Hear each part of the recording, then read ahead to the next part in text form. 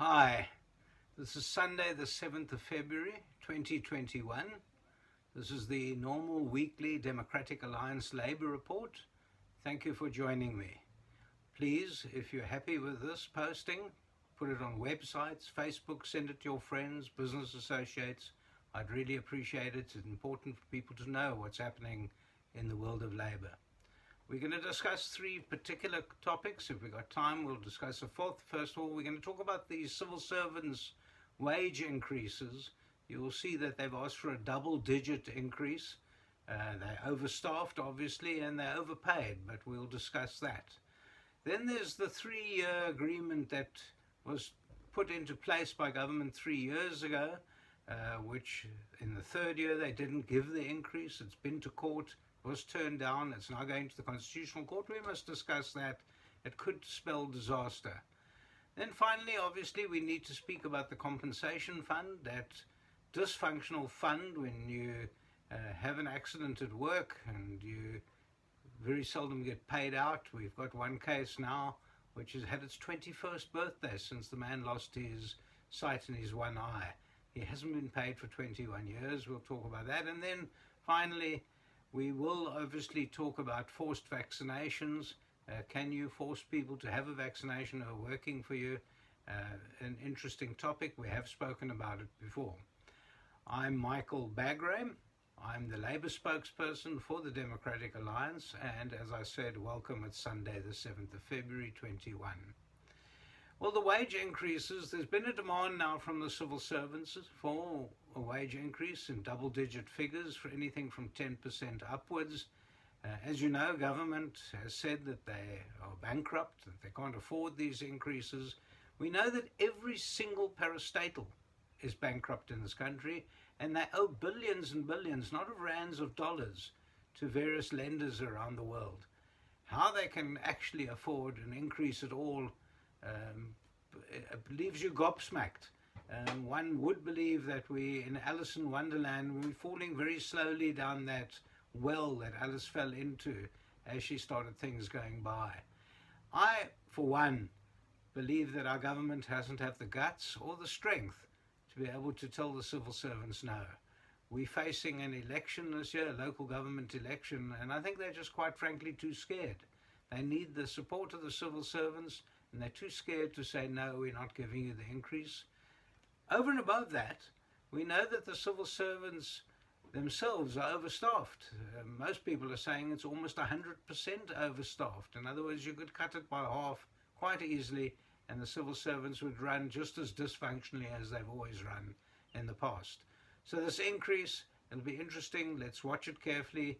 The South African Local Government Association, SELGA, are in the process of negotiation, and of course the trade unions don't trust them because of what happened. We're going to discuss next about the three-year wage increases.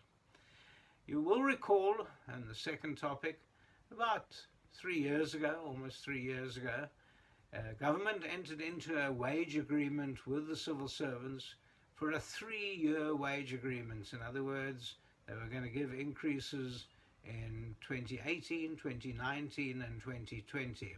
Well, the increase went through in 2018 despite the fact that the Democratic Alliance said the government can't afford it. They could not afford it in 2018. That's before the pandemic, long before the problems that we're having with the coronavirus.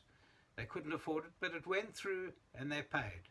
2019, again, horrific. Government couldn't afford it. Parastatals had been stolen dry, and the increase went through. 2020, now in the middle of the pandemic, and around about, I think it was April 2020, the Minister of Finance, Tito Mboweni, said they can't afford to pay it. They didn't pay it. The trade unions went mad. All still in the tripartite alliance. Remember, COSATU is an alliance with the ANC, which is in fact the government at the moment. The very party that's in alliance with COSATU has bankrupted the country, and yet they said they now can't afford to pay their partner in the alliance. What has happened is it went to court. And at court, we had the judges saying there was a technicality, that the matter wasn't properly signed off by the authorities. So they couldn't give the increase because there was no proper agreement at the time. What happens to the previous 2 years' increases? Well, that we don't know. We don't know whether in fact they can try and claw back those monies. That would be disaster for the ANC, who seem to have messed up everything they put their hands on. I mean, it's unbelievable. You put your hands on something, you destroy it. And we've seen this across the board, across our country. So what happened here?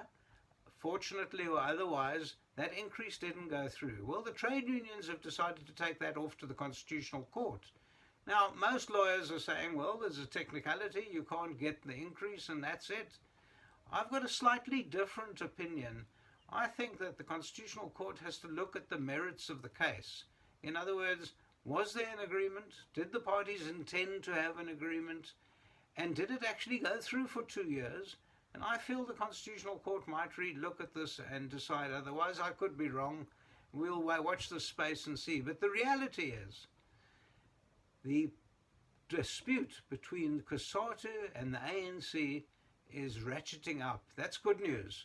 Very good news. There should be a break in that tripartite alliance. The biggest employer in the country, after all, is government. And they are at loggerheads with the trade unions. How they can be in an alliance, I don't understand it. No one seems to understand it. And yet they still go out and vote ANC, despite being cheated every single month now, because that 3-year agreement wasn't implemented. So it'll be interesting to see where we go and where this turns out and what happens. If the Constitutional Court says no, they must pay, where are we going to find the money? Where is it going to come from? You and I don't know whether they're going to be able to tax people even more and more. I don't understand it. We still need that 10.5 billion which went through to SAA. SAA is now saying they might need more. I mean, can you imagine? Denel needs more, Transnet needs more. Every single government institution, parastatals, SOEs, they all need more money. They're all just throwing money into that pot. It is really unbelievable. A bit like the Cheshire Cat in Alice in Wonderland, where the cat disappears and all you see in the end is just a smile, because that's what we're seeing from our government. It is disappearing down that well where Alice fell right in the beginning of Alice in Wonderland.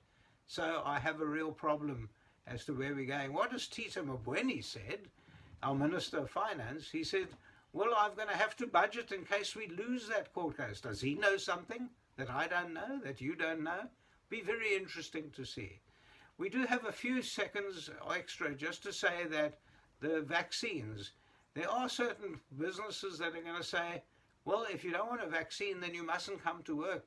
We must watch that space. Tito Mboweni said you can't force people to take the vaccine. And in fact, the president in one of his discourses on the, I think he calls it the family show, or I don't know, roundtable discussions that he has on TV, where he never tells us very much at all, mere vague fables we hear from him.